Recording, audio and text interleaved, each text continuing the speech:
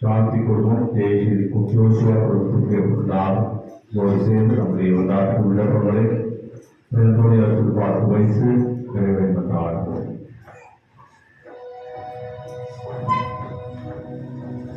தந்தை மகன் துயாவியாரின் பெயராலே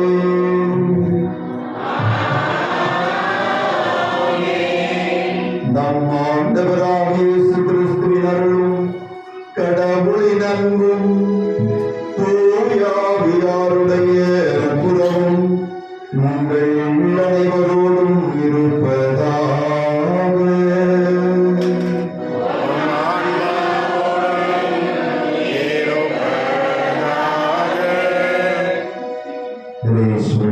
பிரியமான என் அன்பு சொந்தங்களே, அன்னை புனித கோடியற்புதர் அந்தோனியாரின் அன்பு பக்தர்களே,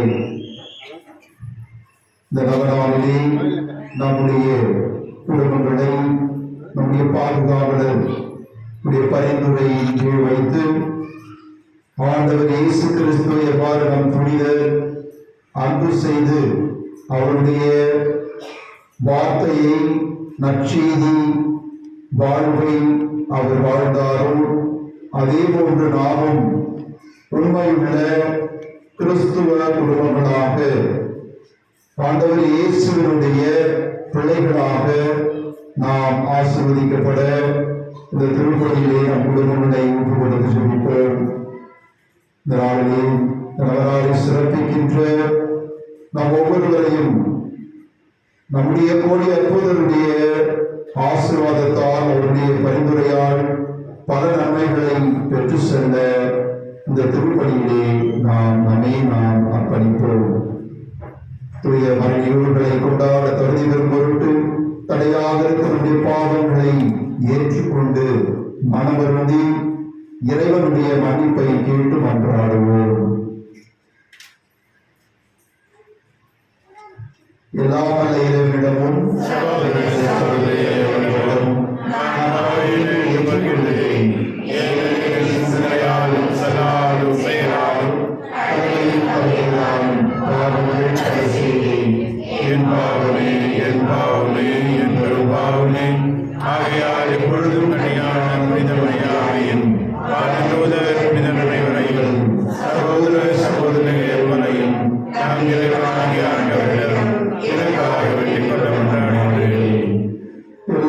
உள்ள இறைவன் நம் மீது இரக்கம் கொண்டு நம் பாவங்களையும் குறைகளையும் குற்றங்களையும் மன்னித்து நம்மை அவருடைய முடிவில்லா வாழ்விற்கு அழைத்து செல்வாராக.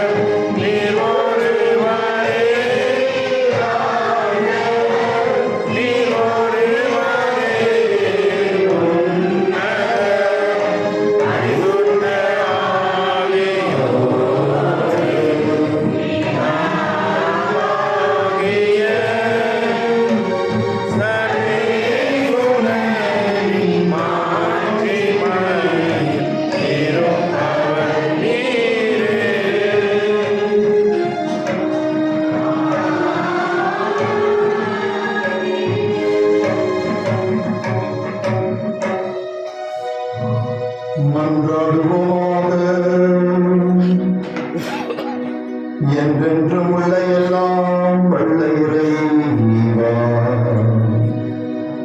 புனித அந்தோணியாரை தலை சிறந்த போதகராகவும் எங்கள் தேவைகளில் பரிந்து பேசுபவராகவும் உமக்களாகிய எங்களுக்கு வழங்கியுள்ளீரே. அதனால் அவரது உதவியால் நாங்கள் கிறிஸ்துவ வாழ்வின் நெறிகளை கடைபிடிக்கவும் எங்களுக்கு நேரிடும் இன்னல்களில் எல்லாம் அது உதவியை கண்டுணரவும் செய்வீராக. உம்மோடு தூயாவியாரின் ஒன்றுக்கு இறைவனாய் என்று வாழ்ந்து ஆட்சி செய்கின்றவர் வழியாக உம்மை மன்றாடுகின்றோம்.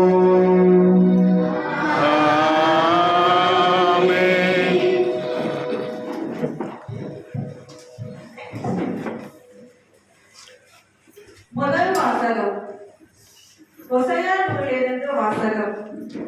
ஆண்டவர் கூறியது, இஸ்ராயேல் குழந்தையாய் இருந்தபோது அவன் மேல் அன்பு கூர்ந்தேன். எகிப்திலிருந்து என் மகனை அழைத்து வந்தேன். எவ்வளவுக்கு நான் அவர்களை வருந்தி அழைத்தேனோ அவ்வளவுக்கு என்னை விட்டு பிடிவாதமாய் விலகி போனார்கள். பாகளுக்கு பலியிட்டார்கள், சிலைகளுக்கு தூபம் காட்டினார்கள். ஆனால் எப்ரேமுக்கு நடைபயிற்று வைத்தது நானே, அவர்களை கையில் ஏந்தியதும் நானே, ஆயினும் அவர்களை குணமாக்கியதும் நானே என்பதை அவர்கள் உணரமற்று போனார்கள்.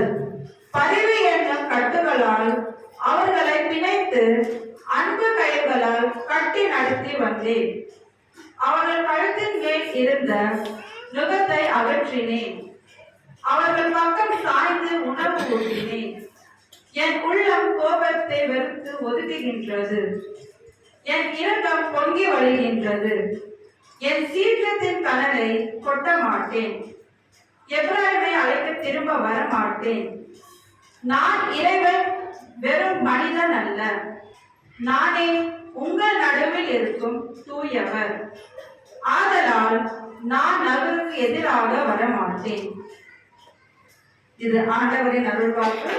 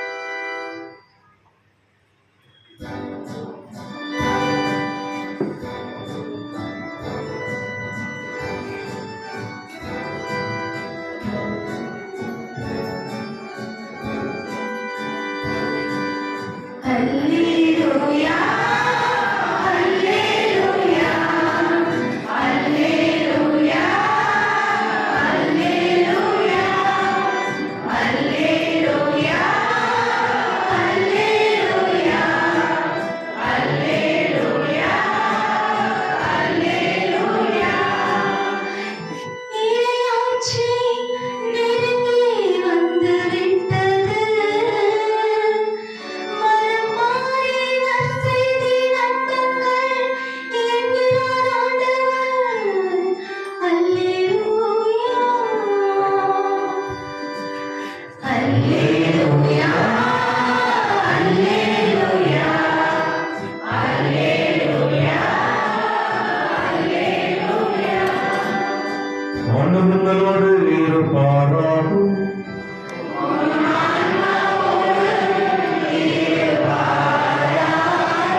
மத்திய எழுதிய பரிசுத்த நற்செய்தியிலிருந்து வாசகம்.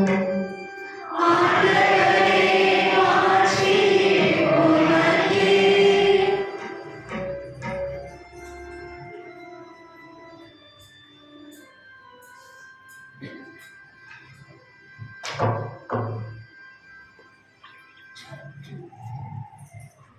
அக்காலத்தில் இயேசு தம் சீடர்களை நோக்கி கூறியது, நீங்கள் சென்று விண்ணரசு நெருங்கி வந்து விட்டது என பறைசாற்றுங்கள்.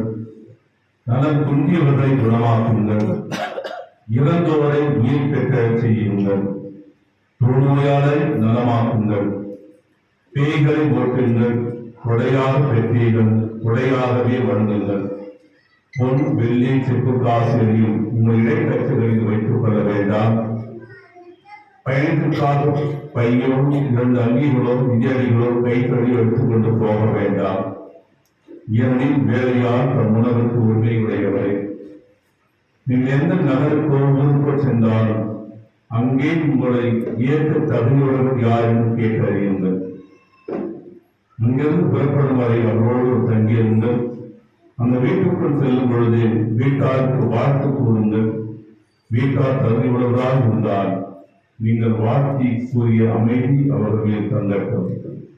அவர்கள் தகுதியற்றவர்களாக இருந்தால் அது உங்களிடமே திரும்பி வரட்டும். உங்களை எவரால் ஏற்றுக்கொள்ளாமலும் நீங்கள் அறிவித்தவர்களுக்கு செவி சாய்க்காமல் இருந்தால் அவர்கள் வீட்டை அல்லது நகரை விட்டு வெளியேறும் பொழுது உங்கள் கால்களில் படிந்துள்ள தூசியை உதறிவிடுங்கள். தீர்ப்பு நாளில் சோதம் குமர பகுதியில் கிடைக்கும் தண்டனை விட அந்நகருக்கு கிடைக்கும் தண்டனை கடினமாகவே இருக்கும் என நான் உறுதியாக உங்களுக்கு சொல்லுகிறேன். இது கிறிஸ்துவன் வாழ்ந்த நற்செய்தி. கிறிஸ்துவே உமக்கு புகழ்.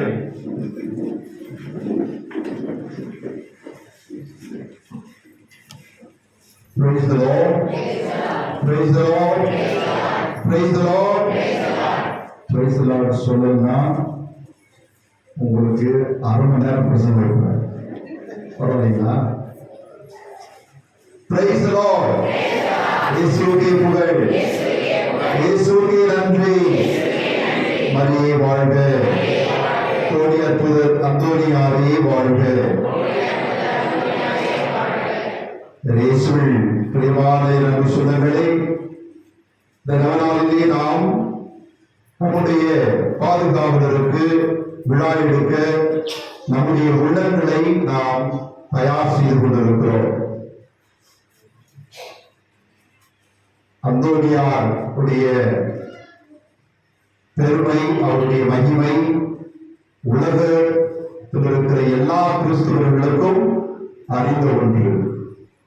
அந்தோனியார் எதற்கு பேர் போனவர் சொன்னால், காணாமல் போனதை கண்டெடுத்து தருபவர். ஆனால் அதை விட அவர் மிகவும் பிரசித்தி பெற்றவர், மகிமை வாய்ந்தவர். எதற்கு என்றால், நற்செய்தியை அறிவிக்கின்ற ஒரு பெரிய போதகராக அவர் வாழ்ந்தார். எனவேதான் புனித அந்தோனியாருடைய சுரூபத்தை நீங்கள் பார்த்தீர்கள் என்றால் அதிலே அவருடைய என்ன இருக்கும்? பைபிள் இருக்கும். பைபிள் மேல இயேசு ஆண்டவர் குழந்தை இயேசு இருப்பாரு. இது ரெண்டும் தான் புனித அந்தோனியாரை நமக்கு அவர் எப்படிப்பட்டவர் என்பதை விளக்குகிறது. அந்தோனியாரு நான் கிச்சன்ல முளகாட்டம்மாவை எங்க காணும் தேடும் போது மட்டும் யோசிக்க கூடாது. இல்ல 100 ரூபாய் வச்சேன், அது எங்க வச்சேன்னு தெரியல, மறந்துட்டேன் அப்படின்னு மட்டும் அந்தோனியாரை நாம நினைச்சுக்க கூடாது. நாம அந்தோனியாருடைய உண்மையான பக்தர்கள், அவரை போல நம்மை பாதுகாவலராக கொண்டிருக்கின்ற நாம் அவரை போல வாழ வேண்டும் என்றால் உண்மையிலேயே எல்லாவற்றையும் நாம் தொடர்ந்து எளிமையான வாழ்க்கையை தெரிந்து கொள்ள வேண்டும். அந்தோனியார் எத்தனை வருஷம் வாழ்ந்தாரு? 36 வருஷம். நல்ல ஞாபகம் வச்சுக்கணும், சரிங்களா? ஒவ்வொரு வருஷமும் அதை சொல்ல முடியாது. 36 வருஷம் தான் அவர் வாழ்ந்தார். எப்படி நீண்ட காலம் வாழ்வது என்பது நம்முடைய குறிக்கோள் அல்ல. நம்முடைய பாதுகாவல் வழியாக நாம் அறிந்து கொள்ள வேண்டியது எப்படி ஒரு ஆழ்ந்த ஒரு விசுவாசம் நிறைந்த வாழ்வை நாம் வாழ்வோம். நாட் குவான்டிட்டி ஆஃப் இயர்ஸ், எவ்வளவு ஆண்டுகள் வாழணும் கிடையாது, எப்படி நாம் வாழ்வோம், குவாலிட்டி ஆஃப் நம்ம our faith life, நம்முடைய விசுவாச வாழ்வு. புனித அந்தோனியார் 15 வயதிலே அவர் செமினரிக்கு அழைக்கப்பட்டார். அழைப்பை பெற்று அவர் செமினரிக்கு சென்றார். குருமடத்திற்கு 19 வயதிலே அவர் குரு பட்டம் பெற்றார். அந்த ஒரு சின்ன வயதிலேயே அவர் எல்லாவற்றையும் தொடர்ந்தார். அவர் ஒரு பெரிய நோபல் குடும்பம், அரசு குடும்பத்திலே பிறந்தவர். கோத்தே என்று சொல்வார்கள். கோத்தே என்றால் அரச குடும்பம். போர்ச்சுகல் நாட்டிலே லிஸ்பன் நகரிலே பிறந்தார். ஆனா அவர் பதுவை அந்தோனியார் சொல்றோம். பதுவை அந்தோனியார் யார் சொல்றோம்? ஏன்னா இறுதியான அவருடைய வாழ்க்கை ஃபுல்லா எங்க அவர் மினிஸ்ட்ரி பண்ணார், அவர் லட்சியத்தை அறிவித்தார் இத்தாலியில பதுவா நகரிலே. எனவேதான் அவர் பதுவை அந்தோனியார் சொல்றாங்க. ஆனா அவர் பிறந்தது லிஸ்பன் என்ற இடத்திலே போர்ச்சுகல் நாட்டிலே பிறந்தவர். போர்ச்சுகீஸ் குடும்பத்தை, அரசு குடும்பத்தை சேர்ந்தவர். அன்புக்குரியவர்களுடைய இயற்பெயர் என்னது? அந்தோனியார் இயற்பெயர் இல்ல, அந்தோனியார் அதுக்கப்புறம் எடுத்துட்டாரு பேர். பெர்டினாண்ட் அப்படின்னு சொல்லுவாங்க போர்ச்சுகீஸ்ல. பெர்னாண்டஸ் சொல்லலாம். மார்டின், பெர்னாண்டஸ் மார்டின் நம்ம அண்ணன் பேர் தான். பெர்னாண்டஸ் மார்டின் ரெண்டாவது பேர். மார்டின் தே போல்மியோ அப்படின்னு சொல்லிட்டு அவர் குடும்ப பெயர். சோ அவருடைய பெயர் அதான். ஆனா அந்தோனியார் யார் பெயர்? வனத்தந்தோனியார் இருக்கிறார் இல்லைங்களா? வனத்தந்தோனியார் அவருடைய பெயர். ஏன்னா வனத்தந்தோனியார் அவர் இந்த வனத்துக்கு, அதாவது காட்டுக்கு சென்று தவம் முயற்சியிலும் ஜபத்திலும் தன்னுடைய வாழ்நாள் முழுவதும் கழித்தவர். காட்டுந்தோனியார், பெரிய அந்தோனியார் சொல்லுவாங்க அவர். எனவே அவரை போல நாம் தவ வாழ்வு வாழ வேண்டும், ஜப வாழ்விலே நாம் இருக்க வேண்டும் என்று அந்த பெயரை அவர் எடுத்துக்கொண்டார். பிறகு உங்களுக்கு தெரியும் எப்படி அந்தோனியார் பிரான்சிஸ் சபையில சேர்ந்தார்னு சொல்லிட்டு. முதல்ல எந்த சபையில இருந்தார்? அவர் அகுஸ்தினார் சபையில இருந்தார். உங்க பாதுகாவலை பத்தி நீங்க தெரிஞ்சுக்கணும், வாழ்க்கை வரலாறு, சரிங்களா? உங்களை பத்தி கேட்டா நீங்க சொல்லுவீங்களா? சொல்லுவீங்க, எப்ப பிறந்த, எப்ப வளர்ந்த, உங்க பிள்ளைகள் சொல்லுவோம் இல்லைங்களா? அது போலதான் நம்ம பாதுகாவல் நமக்கு தந்தை மாதிரி, நம்ம வழிகாட்டுபவர். அவரை பத்தி நீங்க ஒரு சில விஷயங்களை நீங்க தெரிந்து வைத்துக் கொள்ள வேண்டும். முக்கியமா இளைஞர்கள், ஓகே, நல்லா தெரிந்து வைத்துக் கொள்ள வேண்டும். அவரு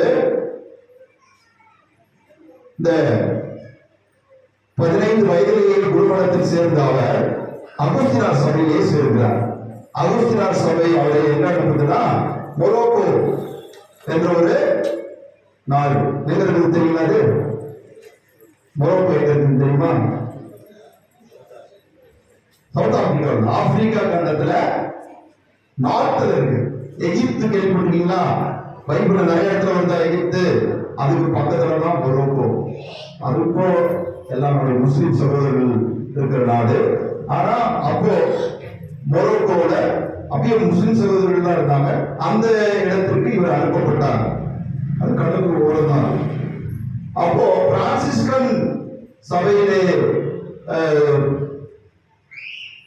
அவர்கள் அந்த இடத்தில் பணி செய்த அவர்கள் கொல்லப்படுகிறார்கள், தலை வெட்டுண்டு மொரோக்கோவில். அப்ப அந்த பெட்டி, அவருடைய தவ பெட்டிகள் அந்த அவருடைய மனத்துக்கு வருது. அதை பார்த்த அவர், நானும் இந்த சகோதரர்களை போல இந்த மனத்திலே நான் என் வாழ்க்கை கழிக்காமல் நானும் சென்று பணியாற்றி உயிர் ஆண்டவருக்காக உயிர் கொடுக்க வேண்டும், என்னுடைய உயிரை கொடுக்க வேண்டும் என்று அவர் சுப்பீரியர்கிட்ட சொல்றார். அப்ப அகுஸ்தினார் சொன்னாங்க, அகுஸ்தினார் சபையில அந்த மட அதிபர், நீங்க இங்கே இருந்தீங்கன்னா உங்களுக்கு வெளியே சென்று பணியாற்ற முடியாது, நீங்க பிரான்சிஸ்கன் சபையில போய் சேருங்க. அப்பதான் புதுசா பிரான்சிஸ் அசிசியார் நிறுவி இருக்கிறார். ஒரு 9 ஆண்டுகள் தான் ஆயிருக்குது அந்த சபை அவர் நிறுவி. அவங்க என்ன சொல்லுவாங்கன்னா, அந்த மைனர் ஆர்டர் அப்படின்னு சொல்லுவாங்க. Prayers of the minor order அப்படின்னா சிறிய சகோதரர்கள், பிரேயர்ஸ்னா சிறிய சகோதரர்கள், அவங்க பிரேயர்ஸ் அப்படின்னு சொல்லி பிச்சை எடுத்து தான் அவங்க வாழ்ந்துட்டு இருந்தாங்க. அவங்களுக்கு முதன்முறையாக அவங்களுக்கு கார்பரேஷன் அவங்களுக்கு அதிகாரத்தை கொடுத்து அவர்கள் ஒரு சபையாக வாழலாம், ஒரு கம்யூனிட்டியாக வாழலாம் என்று அவர்களுக்கு அதிகாரம் கொடுத்தார். அந்த சபையில் இவர் போய் சேர்கிறார். இத்தாலிக்கு அனுப்பப்படுகிறார். இத்தாலியில் தான் அவருடைய வாழ்வு முற்றிலுமாக மாற்றப்படுகிறது. ஏனென்றால் அவருக்கு நோய்வாய்ப்பட்டிருக்கிறார். கொஞ்சம் நோய்வாய்ப்பட்ட பிறகு அவரால் திரும்பவும் ஆப்பிரிக்க நாட்டுக்கு செல்ல முடியல. அங்க அவர் போயிட்டு ஒரு மறைசாட்சியம் அறிக்கை நினைத்தவர் போக முடியல. அப்ப வாழ்நாள் முழுவதும் அவர் எங்க செலவிடுறாரு? பதுவாவிலே தான். பதுவாவிலே தான் அவருடைய பல புதுமைகளை நாம் நம்முடைய இந்த அவருடைய வாழ்க்கை வரலாறு மூலமாக தெரிந்து கொள்கிறோம். முதல்ல அவர் எப்படி இந்த காணாமல் போனதுக்கெல்லாம் அவர் எப்படி ஃபேமஸ் ஆனாருன்னா, அவர் ஃபாதரா இருக்கும் பொழுது ஒரு பைபிள், அப்பதான் பைபிள் பிரிண்ட் பண்ணப்பட்ட பிரிண்டட், எல்லாமே கையில் எழுதப்பட்ட பைபிள் தான். அவர் இந்த திருப்பாடல்கள் நிறைந்த அந்த பைபிள் அவர் வைத்திருந்தார். அப்போ ஒரு குருமணத்தில் படித்துக் கொண்டிருந்த ஒரு மாணவர், அவருக்கு நான் குரு வாங்கல, வீட்டுக்கு நான் போறேன் அப்படின்னு சொல்லிட்டு அவரு வீட்டுக்கு போற சமயத்துல இவருக்கு பைபிள் எடுத்துட்டு போயிட்டார். ஆனா அந்தோனியார் பைபிளை நல்லா எப்பவுமே படிச்சுக்கிட்டே இருப்பார். அந்த பைபிளை காணல அவருக்கு ரொம்ப மன வருத்தம். அப்ப அவனுடைய ஜெபிக்கிறார், இந்த பைபிள் எனக்கு திரும்ப கிடைக்கணும் அப்படின்னு சொல்லிட்டு. அந்த சகோதரர் விட்டுட்டு போனவரு திரும்ப அந்த பைபிளை எடுத்துட்டு அந்தோனியார்கிட்ட மன்னிப்பு கேட்டு கொடுத்துட்டு அவரும் பிரான்சிஸ் சபையில குருவாயிட்டாரு அப்படின்னு சொல்லிட்டு அவருடைய வாழ்க்கை சரித்திரம் எழுதப்பட்டிருக்கிறது. அதனாலதான் அந்தோனியார் ஜெபிச்சா உடனே கிடைத்துவிடும். முக்கியமா திருட்டு போனது கிடைத்துவிடும். அப்ப அந்தோனியாரு இப்படிதான் அவர் ஃபேமஸ் ஆகுது. அவர் இப்படிதான் அவரு மக்களுக்கு தெரிய வருகிறார். அதே போன்று அவர் எவ்வாறு இந்த இறையியலில் இறை வார்த்தையில் அவர் ஆழ்ந்த ஒரு அறிவை கொண்டிருந்தார் என்றால், அவர் எப்பொழுதுமே அந்த விவிலியத்தில் இருக்கின்ற ஒவ்வொரு பகுதியும் நன்றாக அறிந்து வைத்திருந்தார். அவரு முதல்ல என்ன செய்யறாங்க, டொமினிகன் ஆர்டர்ஸ், அதாவது டொமினிகன் சபை தெரியுங்களா, ஆர்டர் ஆஃப் பிரீச்சர்ஸ் சொல்லுவாங்க. அவங்களுடைய பணி என்னன்னா வெறும் நற்செய்தியை குறிக்கும் பணி தான் டொமினிகன் சொல்றது. ஏன்னா சென்ட் டொமினிக் நிறுவிய சபை. அவர்கள் இந்த ஒரு கல்யாண பூசைக்கு அழைக்கப்படுகிறார்கள். கல்யாணம் இல்ல, விருத்துவ திருநிலைப்பாட்டு பூசைக்கு அவர்கள் அழைக்கப்படுகிறார்கள். அப்ப அந்தோனியாருடைய பிரான்சிஸ்கன் சபையில் இருக்கிற குருக்களும் போறாங்க. அப்போ கிரகோரியார் ஆர்டினேஷன் கொடுத்தவர் யாரு? பாப்பரசர் கிரகோரியார். அவரு அந்த நேரத்துக்கு அப்போ அந்த டொமினிகன் பிரீச்சர்ஸ் தான் அப்பாயின்மெண்ட் பண்ணுவாங்க. குரூப் நடக்கும் பொழுது பிரீச் பண்றதுக்கு, அச்சை அறிவிக்கிறது. அப்ப அந்த பிரீச்சர் அன்னைக்கு வர முடியல. அப்போ கிரகோரியார் சொல்றாரு, நீங்க பிரீச் பண்ணிடுங்க அந்தோனியார் கிட்ட. அந்தோனியார் இது வரைக்கும் பிரீச் பண்ணதே கிடையாது. நற்செய்தியை அவர் போதிச்சது கிடையாது. அந்த குருத்துவ திருநிலைப்பாட்டு திருப்பலியில் அவர் போதிச்ச முதல் மறைவுரை அவரை எங்க கொண்டு போய்விட்டதுன்னா அவர் நாம் அழிவில்லா ஒரு கடவுளுடைய ஆசிரியர் பெருமளவுக்கு அவர் நற்செய்தி அறிவிப்பாளராக மாறினார். அவர் பிரான்சிஸ்கன் சபையை பார்த்தீங்கன்னா உங்களுக்கு ஒரு எளிமையான ஒரு சபை. அந்த பவுண்டர் எல்லாம் இறையியல் படிச்சு பெரிய மேதாவி டாக்டர் ஆகணும் தான் அவர் ஆசை. எல்லாரும் எப்படி அன்பு செய்யணும், ஏழைகளை அன்பு செய்ய வேண்டும், இயற்கையை அன்பு செய்ய வேண்டும். அவருடைய ஸ்பிரிச்சுவாலிட்டி அதான் பிரான்சிஸ்கன் ஸ்பிரிச்சுவாலிட்டி. அதனாலதான் நீங்க பாத்தீங்கன்னா பிரான்சிஸ்கன்ஸ் அவர்கள் ஆட்சி பணியாற்றிய இடங்கள் எல்லாம் பெரிய பெரிய ஆலயங்கள்லாம் அவங்க கட்டது கிடையாது, ரொம்ப சிம்பிளா இருக்கும். ஆனா அவங்க வாழ்க்கை பார்த்தீங்கன்னா அவங்க எளிமையா பிரான்சிஸ்கன் சபையில் இருப்பவர்கள் வாழ்கிறார்கள். அப்ப ஆனா அந்தோனியாருக்கு மட்டும் ஒரு பெர்மிஷன் கொடுத்தாங்க பிரான்சிஸ் அசிசியர், நீ நல்லா படிச்சு நல்ல ஒரு இறையியல் வல்லுநரா நீங்க நற்செய்தி அறிவிங்க அப்படின்னு சொல்லிட்டு. இயேசுவின் பிரியமானவர்களே, அந்தோனியாரை பற்றி அவர் வாழ்க்கையை நாம் படித்துக் கொண்டிருந்தோம் என்றால் 36 வருடங்களிலே இத்தகைய ஒரு மாண்புமிக்க துறவற வாழ்வை வாழ்ந்ததோடு மட்டுமல்லாமல் கோடி அற்புதங்களுக்கு பேர் போனவராக அவர் வாழ்ந்தார். நம்முடைய 2-3 ஆண்டுகளிலேயே ஒரு குருவானவர் புனிதராக அறிவிக்கப்பட்டார்னா அவர் யாரு? அந்தோனியார் தான். அவ்வளவு சீக்கிரமா யாரையும் குரு இது புனிதராக அறிவிக்கவில்லை. திருச்சபை 12-14 தான் அவர் கேனனைஸ் பண்றார், புனிதராகிறார். 2-3 ஆண்டுகளிலேயே. அன்புக்குரியவர்களே, அந்தோனியாருக்கு அத்தகைய ஒரு ஆண்டவர் மீது அன்பு எவ்வாறு பிறந்தது? அவருடைய அந்த ஒரு ஆண்டவர் இயேசுவுக்காக நாம் வாழ வேண்டும் என்ற ஒரு எண்ணம் அவர்கள் எப்போது உதித்தது? சிறு வயதிலே. நம்முடைய பிள்ளைகளுக்கு இன்னைக்கு நாம் என்ன கற்றுக்கிறோம்? நம்முடைய பிள்ளைகளுக்கு நாம் விசுவாசத்தை ஊட்டி வளர்க்கிறோமா? இன்னைக்கு இறை அழைத்தல் என்பது மிகவும் குறைந்து கிடக்கிறது. சாமியாருக்கும் கன்னியாஸ்திரிகளுக்கும் போவது இப்ப யாரும் கிடையாது. எங்க சபைக்கு எதனா இறையியல் இயக்குநராக போட்டிருக்காங்க, இறை அழைத்தல் இயக்குநரா, ஒகேஷன் டைரக்டர். நான் எங்க போய் பிடிக்கிறது? இப்ப இருக்கிற கால சூழ்நிலை இல்லைங்களா? இப்ப இருக்கிற சூழ்நிலையில ஒரு குழந்தை, ஒரு பையன், ஒரு பொண்ணு. ஆனா அந்த காலத்துல எல்லாருமே என்ன செய்தாங்க? என்னுடைய குடும்பத்திலிருந்து ஒருவர் இறை பணிக்கு செல்ல வேண்டும், இறை நச்சை தெரிவிக்க ஒரு பிள்ளை நான் கொடுக்கிறேன். எங்க அம்மாவை பாத்தீங்கன்னா கல்யாணம் பண்றதுக்கு முன்னாடி அவங்க வேண்டியிருக்கிறாங்க, எனக்கு மகன் பிறந்தா அவரோட மனசா சாமியார அனுப்புவேன் பணி செய்ய ஆண்டவருக்கு சொல்லி. கூடியவர்களே, இன்று நம்முடைய பிள்ளைகளுக்கு நாம் விசுவாசத்தை ஊட்டி வளர்க்க வேண்டும். கடவுளுடைய அன்பை பற்றி நாம் சொல்லிக் கொடுக்க வேண்டும். கடவுள் நம்மை எவ்வாறு அன்பு செய்கிறார் என்று நாம் நம்முடைய பிள்ளைகளுக்கு சொல்லிக் கொடுக்க வேண்டும். இன்னைக்கு ஒரு அம்மா போன் பண்ணியிருந்தாங்க, ஒரு 70-80 வயசுக்கிட்ட இருக்கும். அந்த அம்மா போன் பண்ணிட்டு, ஃபாதர், எனக்கு 2 மகன்கள், நானு அவங்களுக்கு எல்லாமே செய்த லட்சக்கணக்கில் செலவு பண்ணி நான் கல்யாணம் பண்ணி வச்சேன். அவங்களுக்கு காரு, புல்லட், என்ன என் மகன் கேட்கிறானோ அதெல்லாம் நான் வாங்கி கொடுத்தேன், எல்லாமே நான் செய்து கொடுத்தேன். இன்னைக்கு கல்யாணமான பிறகு என் மகன் என்னையே கேட்கிறான் கேள்வி. போலீஸ் ஸ்டேஷன் வரைக்கும் போயிட்டான். சாப்பாடு போடுறதுக்கு நான் எங்க அம்மாவுக்கு சாப்பாடு போட்டேன், செலவு பண்ணி இருக்கிறது எழுதி கொடுக்குறான். இன்றைய கால சூழ்நிலையில நம்ம பிள்ளைகளை நாம் தவறாக வளர்ப்பதனால்தான் இன்று இப்படி ஒரு சூழ்நிலை நம்முடைய தாய்மார்களுக்கு.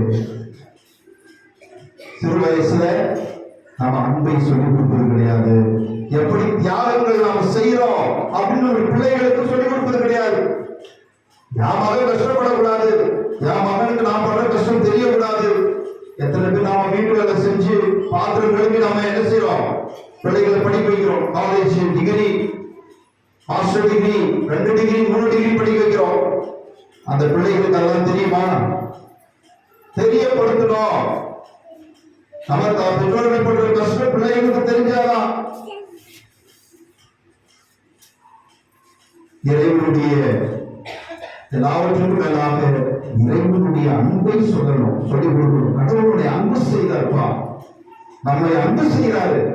நமக்காக ஆண்டவர் இயேசு கிறிஸ்துவையே உலகு கொடுத்தார்.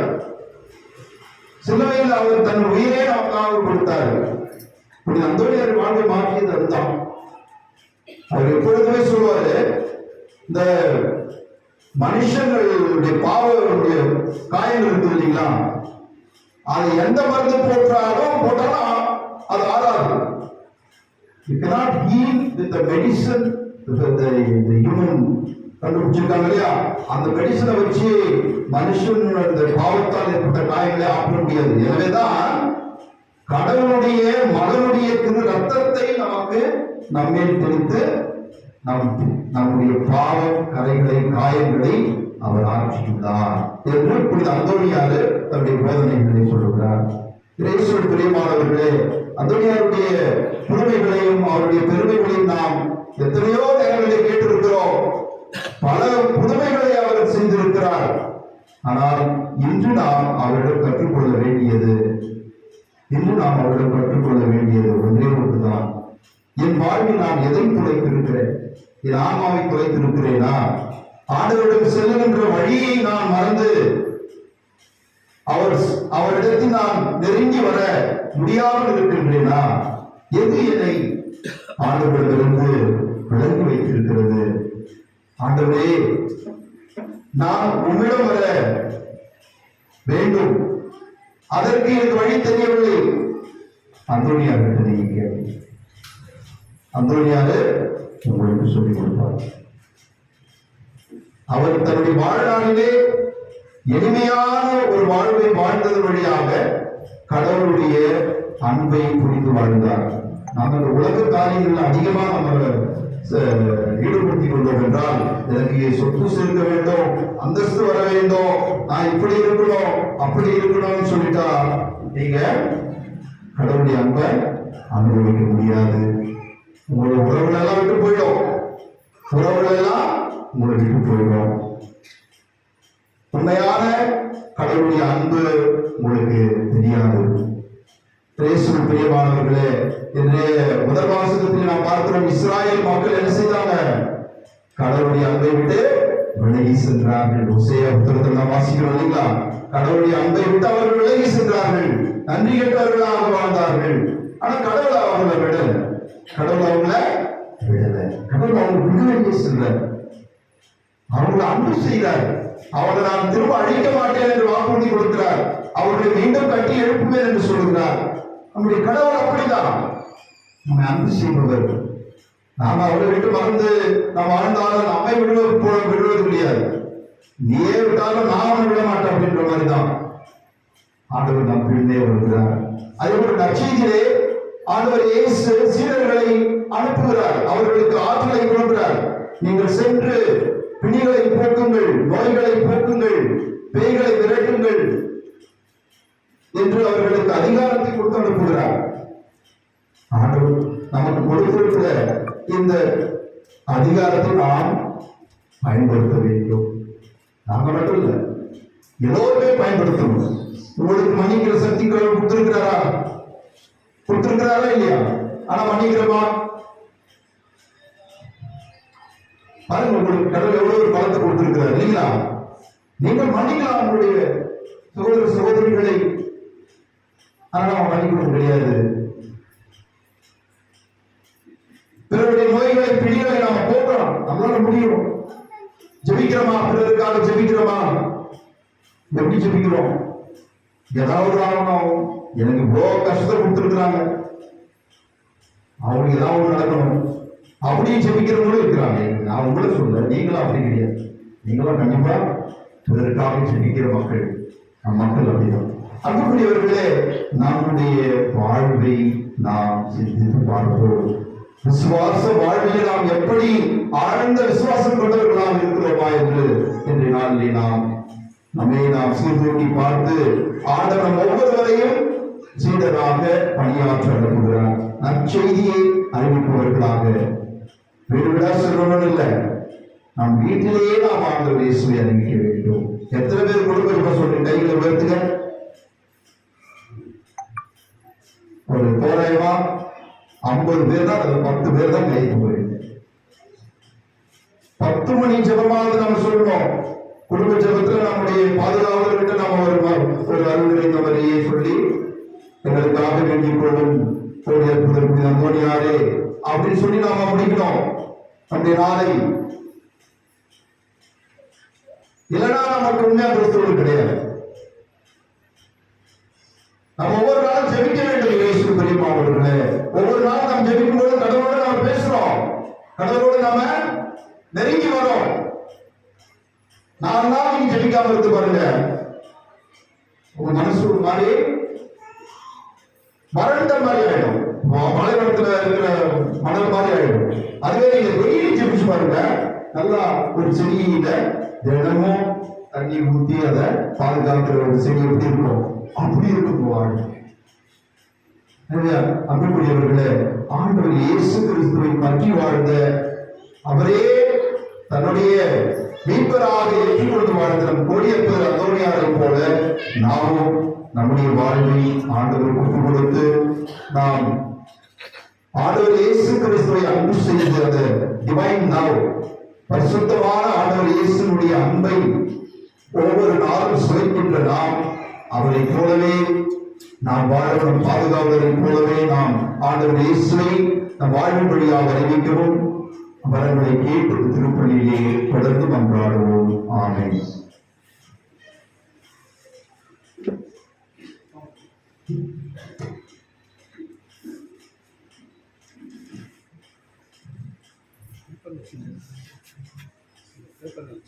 அனைவரும் போல் நம்முடைய தேவைகளை அறிந்திருக்கின்ற ஆண்டவரிடம் நம் பாதுகாவலர் வழியாக நம் அன்றாடங்களை கனிவுடன் எடுத்துரைப்போம்.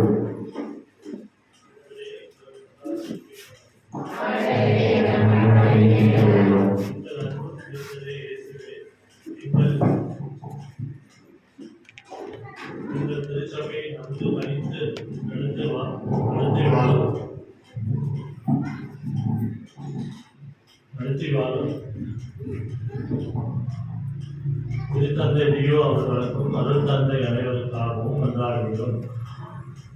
அருள் சகோதரிகளுக்காகவும் மன்றாடுகிறோம். இவர்களின் இறைவனின் துணையால் திருச்சபை நல்ல முறையில் நடத்தி செல்லக்கூடிய ஆற்றலையும் உடலையும் பலத்தையும் ஆன்மா பலத்தையும் பெற்று வழிநடத்த வேண்டும் என்று புனித அந்தோனியார் வழியாக இறைவா உண்மை மன்றாடுகிறோம். அன்பு தந்தையே இறைவா, எங்கள் பகுதியில் வசிக்கும் எல்லா குடும்பங்களுக்காகவும் மன்றாடுகிறோம். இந்த குடும்பங்களில் வசிக்கும் ஒவ்வொருவரையும் கண்முன் வைத்து எந்த சூழ்நிலையும் உண்மை விட்டு பிரியாமல் நம்பிக்கையும் விசுவாசத்தையும் உறுதியாக இருக்க வேண்டும் என்று புனித அந்தோனியார் வழியாக இறைவா உண்மை மன்றாடுகிறோம். கருணை குருவானே இறைவா, இந்த பகுதியில் வசிக்கும் இளைஞர்கள், இளம்பெண்கள் பெற்றோர்களுக்கும் கீழ்ப்படைந்து பக்தியிலும் விசுவாசத்திலும் வளர்ந்து கல்வி ஞானத்திலும் சிறந்த பரிசுத்த வாழ்க்கை வாழ்ந்திட வர வேண்டும் என்று புனித அந்தோனியார் வழியாக இறைவா உண்மை மன்றாடுகிறோம். அதிகமாக நேசிக்கும் நல்ல தந்தையே, எங்கள் பகுதியில் பாதுகாவலான புனித அந்தோனியாரே, ஆண்டு விழாவில் எல்லா மக்கள் எந்த பிரிவினையும் எந்த விதமான பிரச்சனையும் உண்டு பண்ணாமல் ஒற்றுமையாக அனைவரும் சேர்ந்து மகிழ்வுடன் கொண்டாட மழை மற்றும் நல்ல வானிலை உருவாக்கி தரும் புனித அந்தோனியாரே வழியாக இறைவா உண்மை மன்றாடுகிறோம். அன்பு தெய்வமே இறைவா, எங்கள் பங்கில் வசிக்கும் அனைத்து மக்களுக்கும் மன்றாடுகிறோம். எங்களை எல்லா நோய் நொடிகளையும் நீண்ட நாட்கள் வியாதிகளிலிருந்து துன்பப்பட்டு துயரம் படுக்கையில் அவதியாய் இருக்கின்றார்கள். அதை பின்னிலிருந்து விடுவிக்க சுமத்தின் தரும்படி புனித அந்தோனியார் வழியாக இறைவா உண்மை கொண்டாடுகிறோம். ஆண்டவரே உம் மன்றாட்டை கேட்டருளும். இன்றைய மூலமாக நம்முடைய தனிப்பட்ட தேவைகளை ஆண்டவரிடம் எடுத்துக் கூறுவோம்.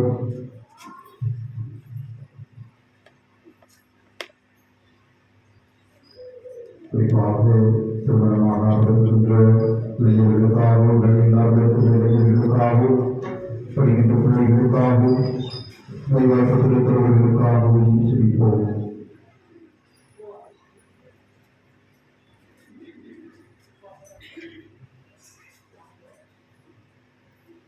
அன்புநிறை இறைவா, இது நாங்கள் கொள்வதுள்ள எல்லா மன்றாட்டுகளையும் கனிவிரக்கத்தோடு நீர் கண்ணோக்கி எங்கள் ஒவ்வொருவரையும் நீர் இந்த வரங்களால் ஆசீர்வதித்து எங்களை காத்திட வேண்டும் என்று எங்கள் ஆண்டவராக இயேசு கிறிஸ்து வழியாக உம்மை கெஞ்சி மன்றாடுகின்றோம்.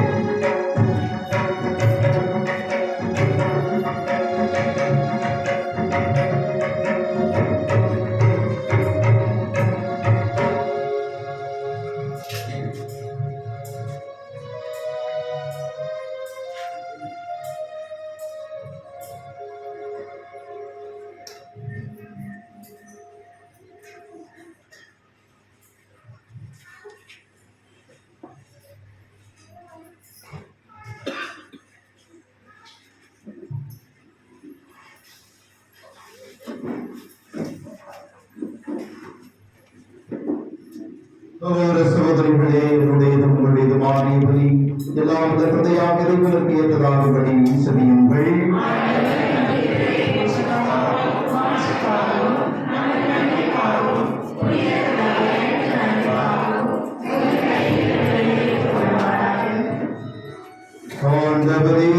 புனிதர் கோடிய அந்தோனியார் அவரது நினைவு கொண்டாட்டத்தில் நவநாள் திருப்படியின் ஒரு திருப்பீடத்துக்கு நாங்கள் கொண்டவர்களை காணிக்கைகளை ஏற்றுள்ள உண்மை வேண்டுகின்றோம்.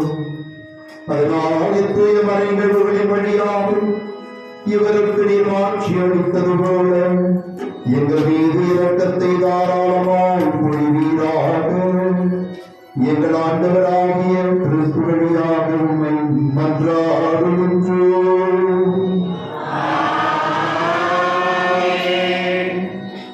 ஆண்டவர் உங்களோடு இருப்பாராக.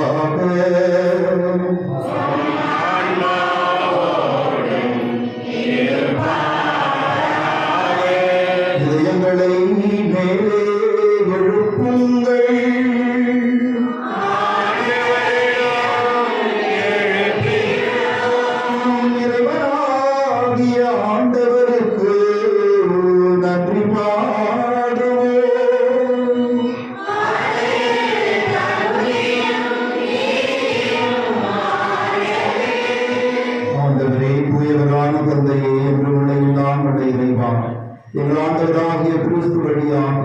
என்னாலும் எவ்விடத்திலும் நாங்கள் மக்கள் நன்றி செலுத்துவது மெய்யாகவே தகுதியும் நீதியுமாகும், எங்கள் கடமையும் மீட்புக்குரிய செயலுமாகும்.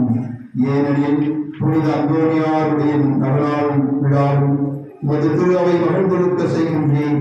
அவருடைய இறைவற்றமிக்க வாழ்க்கை நெறியை எடுத்துக்காட்டால் அதற்கு வலுவூட்டுகின்றேன். அவருடைய படிப்பினையால் பயிற்றுவிக்கின்றேன். அவருடைய மன்றாட்டால் பாதுகாத்து வருகின்றேன். ஆகவே வானதூதரணிகளோடும் புனிதரின் பெருந்திரளோடும் நாங்கள் சேர்ந்து நமக்கு புகழ்ச்சி பணி செய்து முடிவின்றி பாடுவதாவது.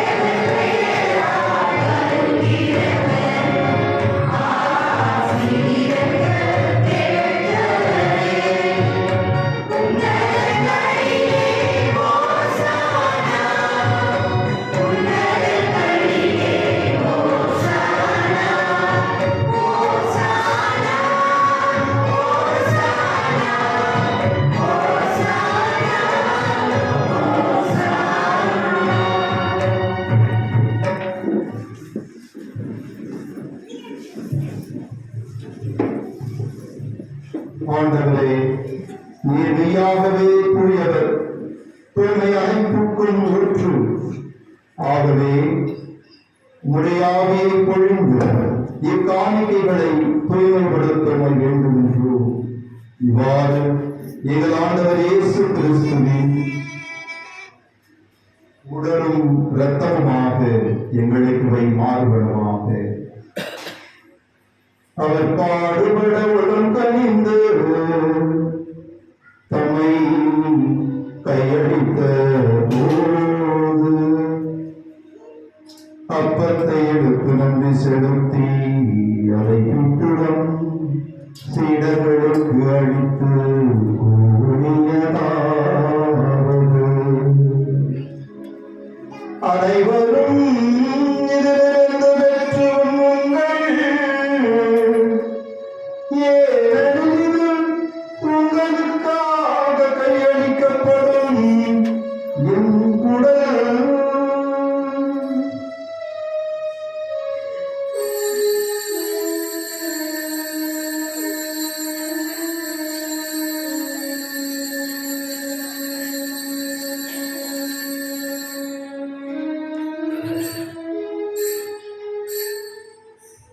அவண்ணமே எழுவதிருந்தை அருந்தியபின் கிண்ணத்தையும் எடுத்து மீண்டும் உமக்கு நன்றி கூறி தம் சீடர்களுக்கு அளித்து அவர் கூறியதாவது, அனைவரும் இதிலிருந்து பெற்று பருகுங்கள். ஏனெனில் இது புதிய நிலையான உடன்படிக்கைக்குரிய இரத்தத்தின் கிண்ணம். இது பாவமன்னிப்புக்கென்று உங்களுக்காகவும் அவருக்காகவும் சித்தப்படும். இதயம் நினைவாக செய்யுங்கள்.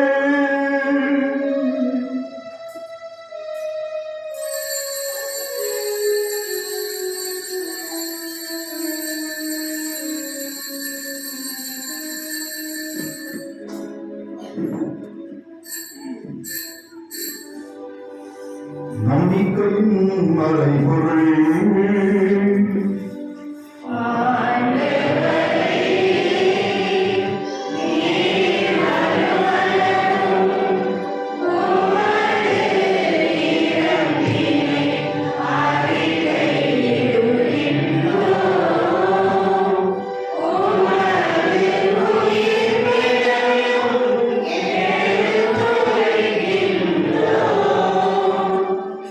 ஆகவே ஆண்டவரே, நாங்கள் கிறிஸ்துவின் கிறிஸ்துவின் இறப்பினையும் உயிர்ப்பின் நினைவு கூர்ந்து வாழ்வுதல் மன்றத்தையும் மீட்பளிக்கும் சின்னத்தையும் உமக்கு ஒப்புக் கொடுக்கின்றோம். உன் திருமண ஊழியம் புரிய தகுந்தவர்களை நீங்கள் ஏற்றுக்கொண்டீர். எனவே உமக்கு நன்றி செலுத்துகின்றோம். மேலும் கிறிஸ்துவின் உடலிலும் ரத்தத்திலும் பங்கு கொள்ளும் எங்களை தூய ஆவியார் ஒன்று சேர்க்க வேண்டும் என மை தாழ்மையுடன் மன்றாடுகின்றோம்.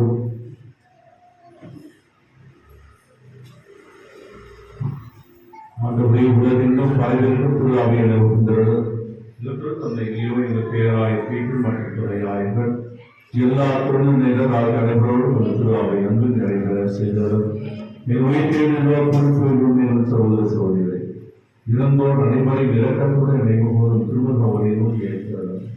இந்த அனைவருடைய இறக்கமாய் கடவுளை கண்டிப்பாயன புனிதமரியா அவருடைய கணவரான யோசிப்பு உடைய திருத்துவதர் இவ்வுலக 30,000 நடைபெறும் நிறைவாக கவனம் தகுதி பெற்று இந்த இயேசு கிறிஸ்து வழியா உண்மை குழந்தைக்கு வரவணும் என்றார்.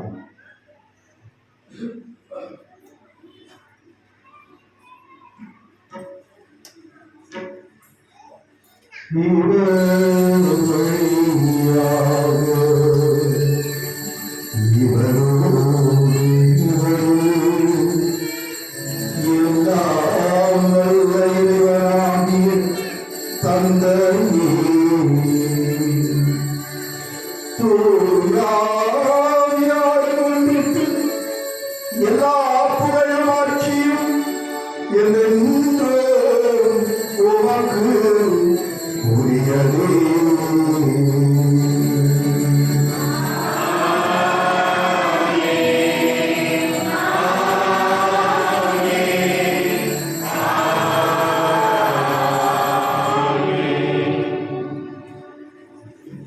நாம் எல்லோருமே கடவுளுடைய அன்பு பிள்ளைகளாக இருக்கின்றோம். நம்மை வாழ வைக்கின்ற தெய்வம் விண்ணகத்திலிருந்து தம் ஒரே பேரான மகளை நமக்கு அளித்த தெய்வம் நம் ஒவ்வொருவரையும் அவர் ஆழ்ந்து அறிந்து வழிநடத்தி வருகின்றார். அந்த விண்ணக தந்தையை நோக்கி நாம் நம்முடைய குரலை எழுப்புவோம். விண்ணுலகில் இருக்கின்ற எங்கள் தந்தையை, உமது பெயர் தூயதென போற்று வருக, உமது ஆட்சி வருக, உமது திருவுளம் விண்ணுலகில் நிறைவேறுவது போல மண்ணுலகிலும் நிறைவேறுக. எங்கள் அன்றாட உணவை இன்று எங்களுக்கு தாரும். எங்களுக்கு எதிராக குற்றம் செய்வோரை நாங்கள் மன்னிப்பது போல எங்கள் குற்றங்களை மன்னியும். எங்களை சோதனைக்குட்படுத்தாதேயும், தீமையிலிருந்து எங்களை விடுவித்தள்ளும். ஆண்டவரே, தீமை அனைத்திலுமிருந்தும் எங்களை விடுவித்து இந்த வாழ்நாளில் அமைதியை கனிவுடன் மன்றாடுகின்றோம். உமது இரக்கத்தின் உதவியால் நாங்கள் பாவத்திலிருந்து பூர்ண விடுதலை பெற்று யாதொரு துன்பமும் கலக்கமுமின்றி நலமோடு வாழ்வோமாக. நாங்கள் இந்த நோக்கி இருக்கும் விண்ணக பேரின்பத்திற்காகவும் எமீட்பராகிய இயேசு கிறிஸ்துவின் வருகைக்காகவும் காத்திருக்கின்றோம். ஏனெனில் ஆட்சியும் வல்லமையும் ஆட்சியும் என்றென்றும் உமது. ஆண்டவரே இயேசு கிறிஸ்துவே, அமைதியை உங்களுக்கு விட்டுச் செல்கின்றேன், என் அமைதியை உங்களுக்கு அளிக்கின்றேன் என்று உன் திருத்தூதர்களுக்கு உடைய வல்லமையை பொழிந்து அவர்களை நற்செய்தி பணிக்காக அனுப்பினீரே. இதோ இந்த திரு அவை கண்ணோக்கி பாரும். எங்கள் பாவங்களை நிமித்தம் எங்களை நீ தண்டியாமல் நாங்கள் அன்பும் சமாதானம் ஒற்றுமையும் நிறைந்தவர்களாய் நற்செய்தி வாழ்வை வாழ்வாக்குகின்ற குடும்பங்களால் உங்களை நீர் ஆசீர்வதிப்பீராக. என்று வாழ்ந்து ஆட்சி செய்கின்றவர் நீரே. ஆமென். ஆண்டவருடைய அமைதி உங்களோடு என்றும் இருப்பதாக. ஒருவருக்கொருவர் ஆண்டவர் தரும் அமைதியை பகிர்ந்து கொள்வோம்.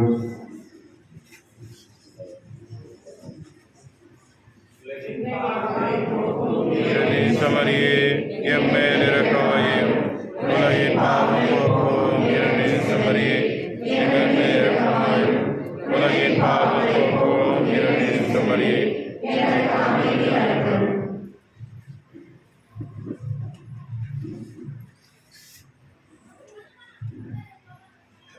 இதோ நம் ஆண்டவர் இயேசு கிறிஸ்து வானின்று இறங்கி வந்த உயிருள்ள உணவு, இதை உண்போர் என்றுமே வாழ்வர் என்று நமக்கு வாக்குறுதி தந்த தெய்வம்.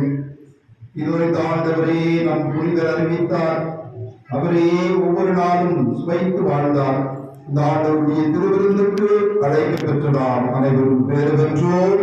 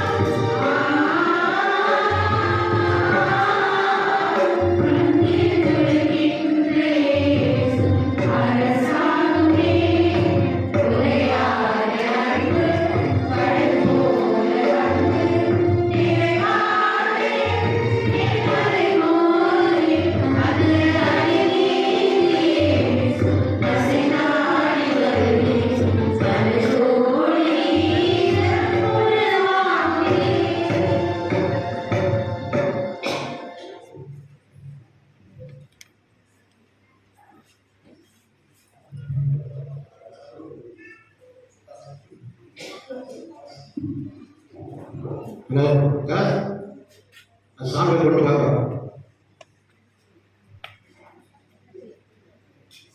நன்றி கூறி மன்றாடுவோமாக. எல்லாம் வல்ல இறைவா, புனித கோடி அற்புத அந்தோனியாரின் நவநாள் திருப்பலி கொண்டாடும் இந்த திருப்பலியிலே விண்ணக விருந்தில் பங்கு பெற்ற அனைவரிடமும் விண்ணக ஆற்றல்களை உறுதிப்படுத்தி வளர்த்தீரார். அதனால் நம்பிக்கையின் கொடையை நாங்கள் முழுமையாக பாதுகாத்து நீர் காட்டும் மீட்பின் பாதையில் நடப்போமாக. எங்கள் ஆண்டவராகிய கிறிஸ்து வழியாக உம்மை மன்றாடுகின்றோம்.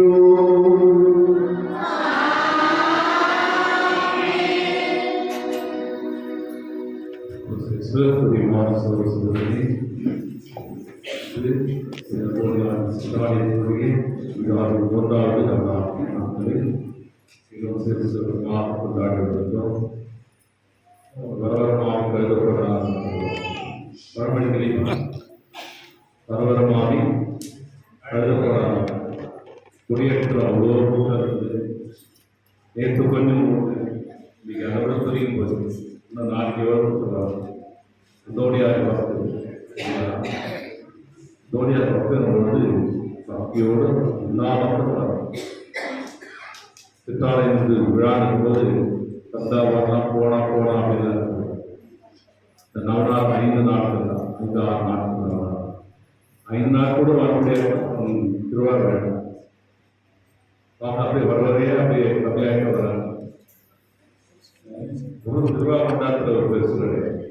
நான் பக்தியோடு விசுவாசத்தோடு நான் அந்தோனியார் மீது கொண்டுள்ள நம்பிக்கை செய்தால் பொதுமை அற்புதம் எப்படி நினைக்கிறது. நாம் அந்தோனியார் மீது இருந்த நம்பிக்கை அந்தோனியார் இறைவன் மீது கொண்டுள்ள நம்பிக்கை இந்த 2 நம்பிக்கை ஒன்றா செய்வது அற்புதம்.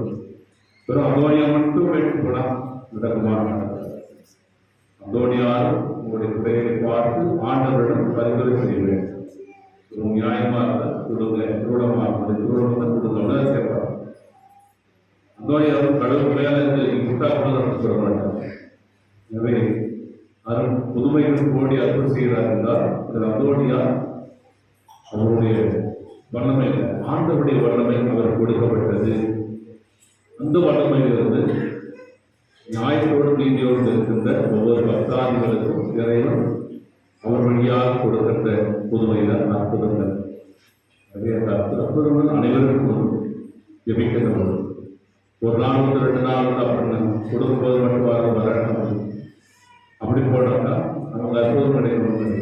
அதோடைய ஒரு வாழ்க்கையில் ஒரு அம்மா அவருக்கு கேட்டாங்க, குழந்தை வாக்கியம் இல்லை. அதோடைய என்ன சொன்னார், 13 வாரங்கள் செவ்வாய்க்கிழமை கோயிலுக்கு புதிய நாவனாக இருக்கிறோம்.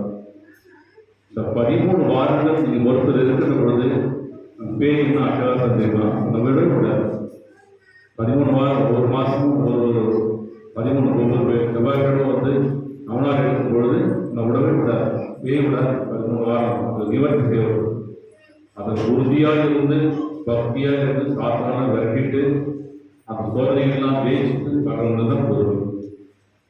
அப்போ அதோடைய 13 வாரங்கள் என்று சொல்லுகிற பொழுது அப்போ 13 வாரங்கள் வருபவர்களுக்கு அவ்வளவு உறுதியாக சார்ந்து அவருடைய குடும்பத்தை ஆசீர்வாதம் புதுமை எடுக்கும்போது நம்ம 5 நாள் என்று சொல்லும்போது கூட என்ன பண்ணுறோம், ஒரு சில பேர் தான் வருவாங்க, சில பேர் வரலாம்.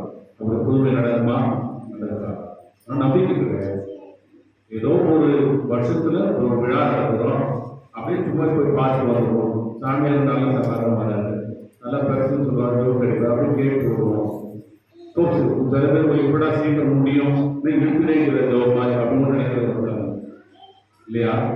இப்படி திருவடி பாட்டிலே அதோடைய ரஸ்தானத்தினுடைய விழாவை கொண்டாடுகிற பொழுது முதல் நாள் தொடக்கத்திலிருந்து கடைசி நாள் வரையும் முழுமூச்சாக பங்கெடுத்து இறைவனின் ஆசீர்வாதத்தை பெற வேண்டும். ஆண்டவர் தந்தையவர்கள் பிரேம் அந்தோனி பிரேமாவர்கள் விமர்சி பேராட்டு சபையுடைய சபையில் இருந்தார். அந்த அழைப்பை கேட்டு நமக்கு திருப்படி ஆற்றி நல்ல மனைவரை கொடுத்து நமக்கு ஆபிகத்திலே உதவி செய்கிறார். எனவே இறைவனுடைய இந்த அற்புதமானது நிறைவாக்கு வழியிலும் அதனுடைய நிறைவாக்கு வழியிலும் மற்றும் ஆன்மீக வழியிலும் நமக்கு பல்வேறு அற்புதங்களை செய்ய வேண்டும். தன்மையிலே அந்த மறைவை ஆற்றி நமக்கு திருப்படி அனுப்பிவிட்டார்.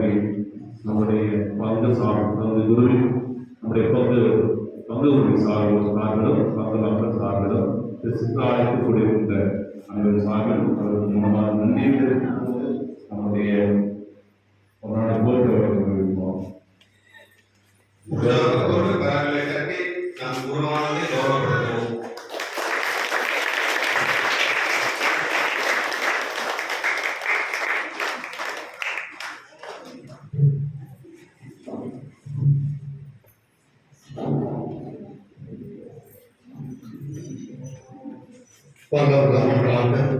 ஓம் பரிசுத்த துணையாலே மிக்க காம்புள்ள துணையே அவரை அவர் சிருஷ்டிகளையும் நீ வீசித்தமையா நீ பூமியில் இருக்கலையே புதுமையும்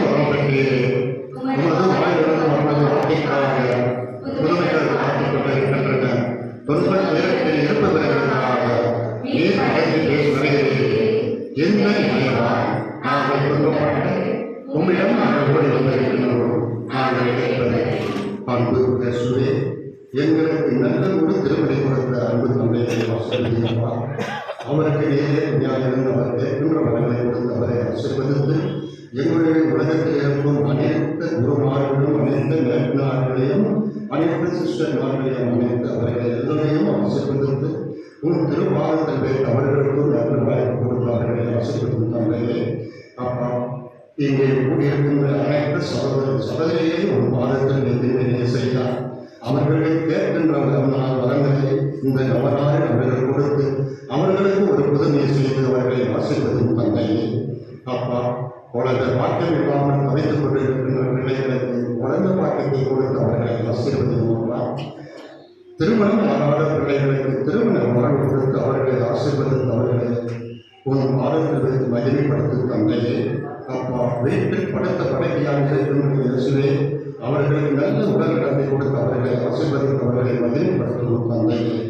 அப்பா, நாங்கள் கேட்கின்ற ஒவ்வொரு வரமும் இந்த மகனாயும் கேட்கின்ற வரங்களை தப்பாமல் நீ தருவாய் எங்களை ஒரு நம்பிக்கையுடைய கூடி இருக்கின்ற சப்பா.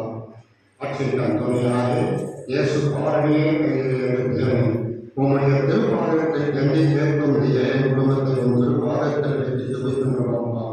இந்த ஆலயத்தை நீ பாடிக்கொண்டிருக்கும் இந்த நேரத்தில் அவர்கள் கேட்கின்றவர்கள் தருவார்கள் நம்பிக்கையோடு நாங்கள் வந்திருக்கின்றோம்ப்பா. எங்களை ஆசீர்வதித்து எங்களை வழங்குகின்றோம்ப்பா. எங்களுடைய பங்கு தந்தை அனைவரையும் ஆசீர்வதித்து உன் திருமணம் அவர்களுக்கு திருப்பதி நல்ல உதவி செய்யப்பா. இவையெல்லாம் எங்களுக்கு நீ பெற்று தருகிறாக.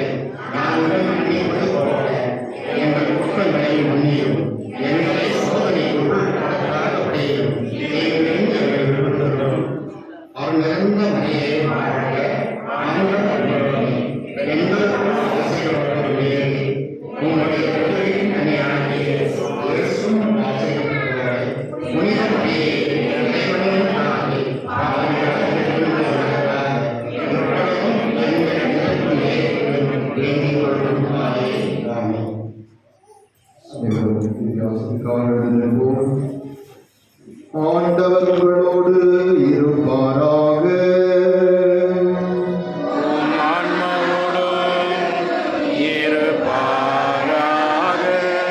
எல்லாம் வல்ல இறைவன் தந்தை மகன் தூயாவியார் உங்கள் மேல் வந்து தங்கி உங்களை ஆசீர்வதித்து என்றும் காத்து வழி நடத்துவாராக.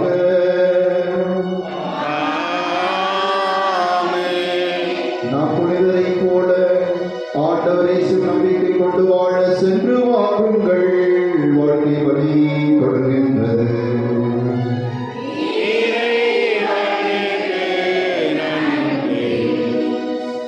திருப்பலி நிறைவேற்ற எனக்கு அழைப்பு கொடுத்த நம்முடைய பங்கு தந்தையினுடைய உதவி பங்கு தந்தையர்கள் அவர்கள் மூவருக்குமே மனமார்ந்த நன்றியையும் இந்த சாப்பிள் சிறிய சிற்றாலத்தை நிர்வகிக்கின்ற நிர்வாகிகளையும் மற்றும் நம்முடைய பகுதியில் வாழ்கின்ற சுற்றுவட்டாரத்தில் வாழ்கின்ற அனைவருக்கும் என்னுடைய நன்றிகளை தெரிவித்துக் கொள்கின்றேன். 3வது வருஷமாக வரேன். அந்தோனியாருடைய அன்பு பக்தனாம் அழைப்பு கொடுத்த தந்தையர்களுக்கு எனக்கு நன்றி.